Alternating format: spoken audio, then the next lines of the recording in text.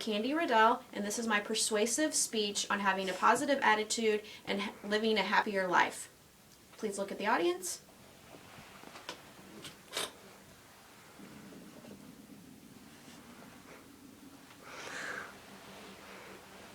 Okay. So, you're not going to believe this, but my car broke down this morning. My alarm didn't go off, my kids are sick, the weather's freezing, and I forgot my mom's birthday. Those are pretty negative statements, aren't they?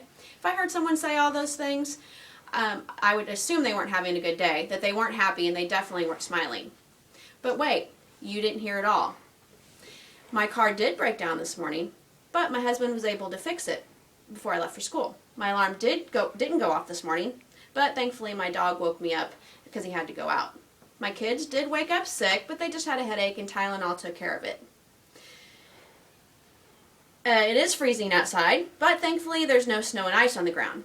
And I did forget my mom's birthday, but thankfully my brother texted me and I was able to call and wish her happy birthday before the day was up. What I just did was what all of us do sometimes. We talk about the negative, we only can think about things that went bad, not things that went good. People today are getting too worked up about the negative and not remembering the positive, happy sides of things. Aristotle said that people are motivated by only one thing, and that thing is happiness. This speech is important because it not only deals with my happiness, it deals with yours. We have all heard and said, actions speak louder than words. In fact, according to our speech textbook, actions are so important to our communication that researchers have estimated that in a face-to-face communication, as much as 60% of the social meaning is a result of nonverbal behavior. We reach conclusions about other people based on their nonverbal communication. This means what you say with your posture, the way you walk, and your facial expressions all mean something. I have recently started noticing that many of us on campus and in our classrooms aren't smiling very much. Everyone is looking at the ground as they walk to class or have a mundane, bored look on their face.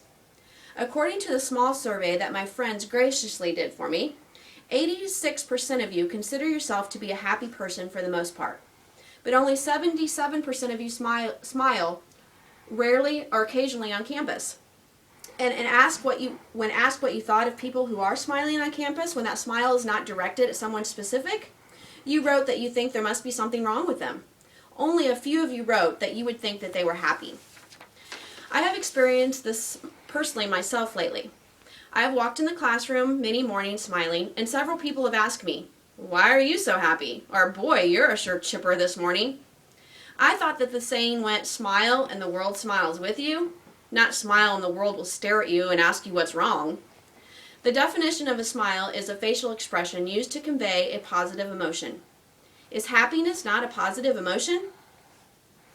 I want you to look at this facial expression. I can't. Tell me what you see. Is she happy or bored? Or is she smiling and sad? Okay, thank you. I'm sorry. Good job. All of our facial expressions convey a message. What do you want the world to see when they look at you? Do you want to see happy, bored, or sad? Or do you want to see friendly or unhappy? Changing how we look at being happy is not hard. First, we have to start by smiling. You can actually psych your brain out. Smiling is the result of your brain sending messages to the muscles of our face. The message is one of good feeling. By smiling intentionally, we can help create those good feelings, even if we don't actually feel good. Also, don't dwell on the bad things. Complaining about something isn't going to make the situation better. When something bad happens or you find yourself complaining, think of one good thing that happened to you that day. Then write it down and keep it in your pocket. When things start to get bad, take it out and read it. I'm not asking you to put on a happy face when your life is falling around you, but simply take your moods and attitudes into your own hands. We can control it. In a Mademoiselle magazine article, How to Be Happy, they gave a list of habits of highly happy people. Let's take a look at a few. Happy people don't stay in a rut, so try new things. Don't let fear keep you from doing things. Happy people move their bodies. Exercise is a great way to make yourself feel better. When exercising, your body releases mood-elevating chemicals like serotonin and endorphins into your brain. Like the quote from the movie Legally Blonde, happy people don't kill their husbands. Happy people do what they like. This is simple enough. Do what makes you happy. Happy people know that life can hurt. So understand that life will have ups and downs, but don't let the downs affect you more than the ups. So why should you be happy?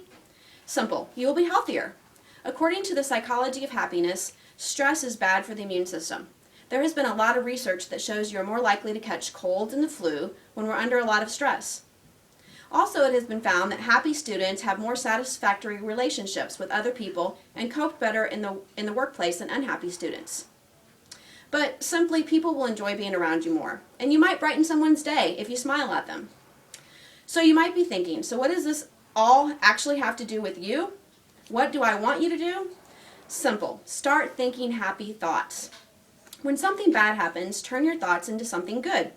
Remember the song from The Sound of Music and my favorite things? When the dog bites, when the bee stings, when I'm feeling sad, I simply remember my favorite things, and then I don't feel so bad. These are great words to remember. Plus, if the lyrics to the song didn't make you smile, me trying to sing the lyrics to the song should have made you smile. But the easiest thing for all of us to do is simple. Just smile. It takes 43 muscles to frown and only 17 to smile. You do that happy math. When you're walking to class, instead of looking at the ground with a boring look on your face, spice up your life. Look at people. You might even make a new friend.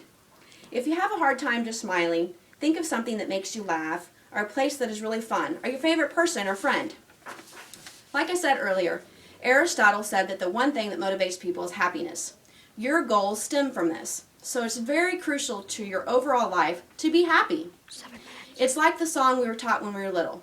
If you're happy and you know it, then your face will surely show it. Smiles and happiness are a good thing, so let's all show it.